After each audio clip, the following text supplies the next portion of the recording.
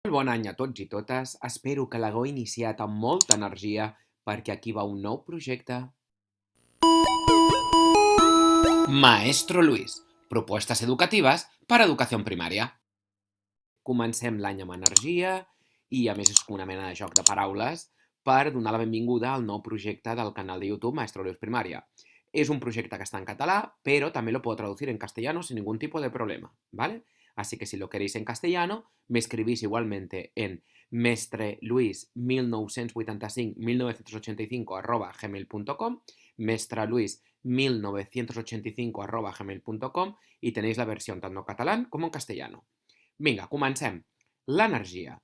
He creat aquests 4 objectius. El 5è sempre el mantinc per tots els projectes perquè trobo que és transversal i que és molt important de desenvolupar, sigui la temàtica que sigui. La temporització, perquè vull que duri els 2 primers mesos de l'any.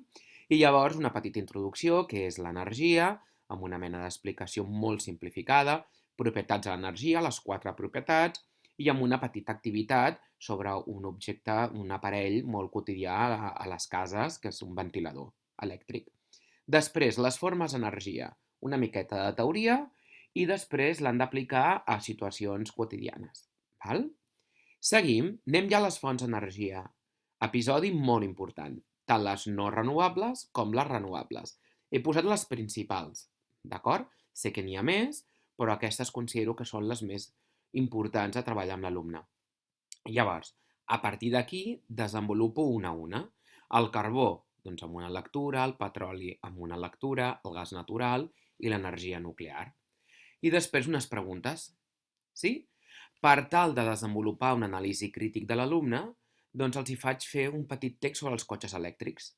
Vull que cada alumne s'informi sobre què són els cotxes elèctrics, quins són els seus pros, els seus contres, i a partir d'aquí pugui fer un article d'opinió i pugui redactar el que opina, el que pensa sobre els cotxes elèctrics.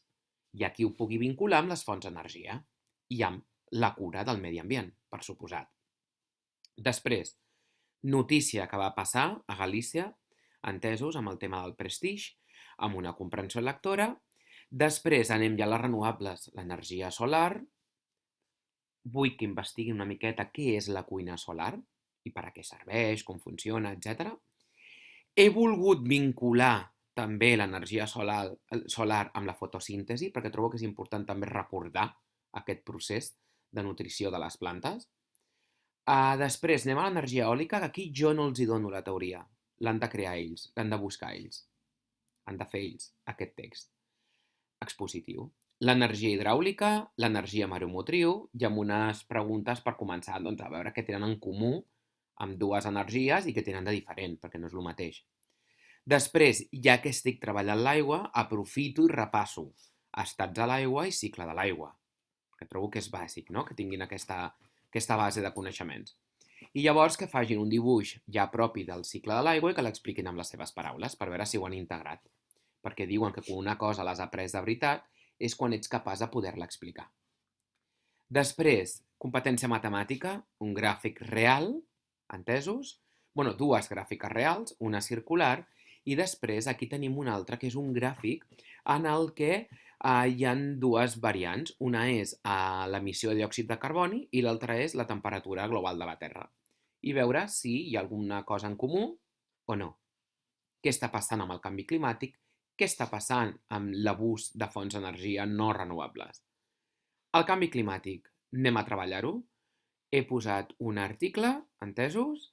L'he esquematitzat per colors, amb les conseqüències del canvi climàtic, i a partir d'aquí vaig a repassar també els ecosistemes, perquè el canvi climàtic, a través de l'augment de la temperatura, està destrossant ecosistemes, estan canviant tal com els coneixem avui en dia, doncs què vol dir un ecosistema, com es forma un ecosistema.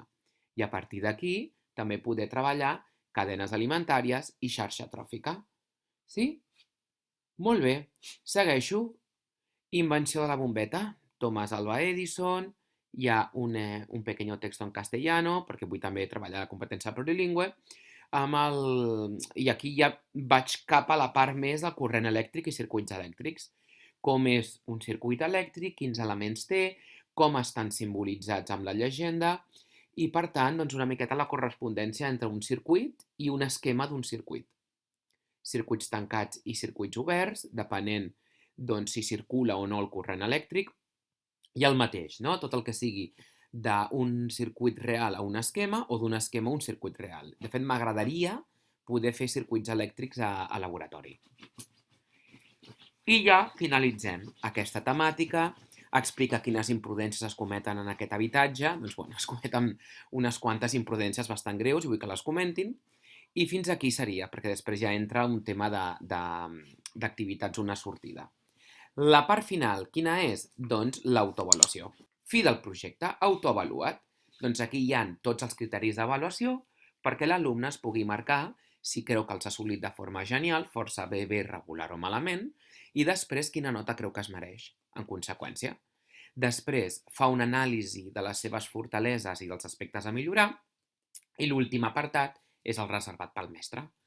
Doncs bé, si estàs interessat en aquest projecte o en altres projectes del meu canal de YouTube, Mestre Luis Primària, torno a dir, escriu-me a mestreluis1985@gmail.com. I res, que comenci l'any amb molta energia amb el projecte sobre l'energia. Maestro Luis, propuestas educativas para educación primaria.